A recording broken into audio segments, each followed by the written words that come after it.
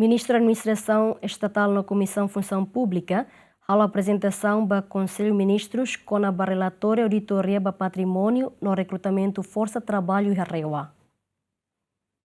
Lihusi serumuto Konsellu Ministru e a quarta Ministru Administrasaun Estatál Tomás do Rosário Cabral na Komisaun Funsaun Públika a apresentação ida do Konsellu Ministrus konaba relatóriu Auditoria do Patrimóniu móvel no imóvel no Rekrutamentu Forsa Traballu e a reserva administrativa especial Ekusiambeno nebe halau husi loron ida fulan junho tinan rihun rua Ronulu Resen Lima to loron ida fulan março tinan rihun rua Ronulu Resenen. Relatório não apresenta ponto situação ida com a gestão de recursos humanos, patrimônio no atividades administrativas e a RAEOA, não mostra identifica áreas que precisa de e a nível planeamento, organização interna no mecanismo controlo. A auditoria permite atualizar informação atualizada com o funcionamento de serviços no contribui para a compreensão de aquilo com os desafios na BIA, nas necessidades atualmente em práticas de gestão pública, o objetivo é garantir eficiência, transparência no cumprimento de aquilo da norma aplicável.